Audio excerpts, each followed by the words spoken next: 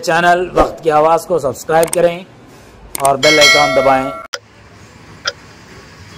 చేసిన తర్వాత దేశానికి స్వాతంత్రం వచ్చింది.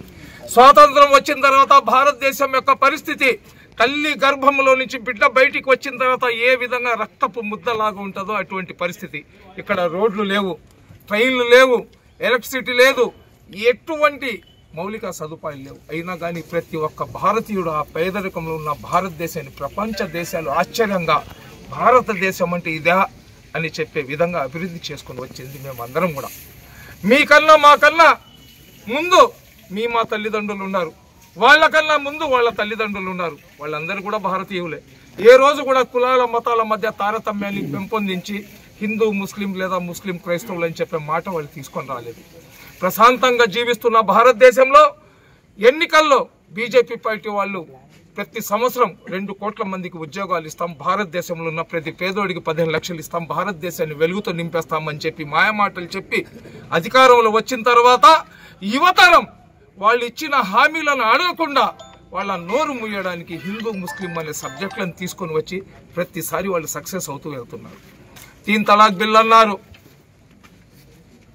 ఒక భర్త తన భార్యను 3 సార్లు తలాక్ అని చెప్పేస్తే ఆమె జీవితం నాశనం అయిపోద్దని చెప్పి ఒక్క తలాక్ కూడా చెప్పకుండా పెద్ద మనిషి పెళ్ళాన్ని వదిలేసి ఉండాలి. దాని గురించి ఒక చట్టం తీసుకొని రాకూడదా? మేము 3 సార్లు తలాక్ చెప్తే ఆమె జీవితం నాశనం అయిపోద్ది అంటున్నారు. నువ్వు ఒక్క తలాక్ కూడా చెప్పకుండా పెళ్ళానికి దూరంగా పెట్టేసావు కదా, దాని మీద చట్టం తీసుకుని రాకూడదా పెద్ద మనిషి? అదేవిధంగా యువకులకు మాకు వదిలేయండి, రోడ్డు మీద పుట్టినాం, మట్టిలో పొల్లాడుతున్నాం, మట్టిలో బ్రతకడం మాకు చేత అయిపోయింది. నా హిందూ సోదరులు, నా హిందూ యువకులు ఈరోజు యూట్యూబ్లో సైకోల్లాగా మారిపోయి ఏ పోస్టులు కూడా వచ్చి ఎవరమ్మని ఎందుకు తిడుతున్నారో తెలియకుండా కామెంట్లు పెట్టే పరిస్థితికి తీసుకుని వచ్చారు. వాళ్ళకు ఉద్యోగాలు ఇవ్వకూడదా? వాళ్ళు కూడా ఒక తల్లి గర్భంలో నుంచి వచ్చిన బిడ్డలే కదా, వాళ్ళకు ఉపాధి ఇవ్వకూడదా? ముస్లింలకు ఇవ్వబాకు, కానీ హిందువులకు ఇవ్వకూడదా? ముస్లింలు 20%, 80% ఉన్న హిందువులకు ఎందుకు నువ్వు ఉపాధి ఇవ్వటం లేదు, ఉద్యోగాలు ఇవ్వటం లేదు? ఎంఏలు, ఎంఫిల్లు, ఎంటెక్లు, మాస్టర్ ఆఫ్ ఆర్కిటెక్చర్లు, మాస్టర్ ఆఫ్ ఫైనాన్స్ ఇటువంటి పెద్ద పెద్ద చదువులు చదువుకొని చికెన్ పకోడా అంగళ్ళు పెట్టుకుని ఉన్నారు, పానీపూరి అంగళ్ళు పెట్టుకొని జీవిస్తున్నారే. ఆ యువతరం నీ కళ్ళకు కనబడటం లేదా? ఈరోజు అందులో నుంచి బయటికి రావడానికి వక్ఫ్ బోర్డ్ సవరణ బిల్ అని తీసుకుని వచ్చినారు. మాట్లాడితే భారతదేశంలో రైల్వేస్ కన్నా ఆర్మీ కన్నా ఎక్కువ భూములు ముస్లింలకు ఉన్నాయి. 9,40,40,000 ఎకరాల భూములు భారతదేశంలో ముస్లింలు అక్వైర్ చేసి పెట్టుకుని ఉన్నారంటున్నారు. ఆంధ్ర, తెలంగాణ, తమిళనాడు, కర్ణాటక, కేరళ ఈ 3 రాష్ట్రాల్లో 25 లక్షల ఎకరాల ఎండోమెంట్ ఆస్తులు ఉండే. దాని గురించి మేము మాట్లాడటం లేదే. ఏంది ఇది?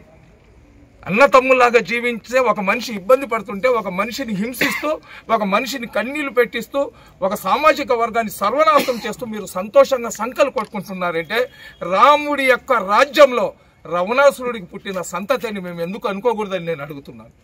రామరాజ్యం అంటే ఇంటికి తాళా లేకుండా వెళ్ళడం, రామరాజ్యం అంటే మహిళలు నిర్భయంగా రోడ్డు మీద తిరగడం, రామరాజ్యం అంటే అక్కడ ఉన్న ప్రతి ప్రజలు, అక్కడ ఉన్న ప్రతి ఒక్కరు సంతోషంగా జీవించడాన్ని రామరాజ్యం అంటారు.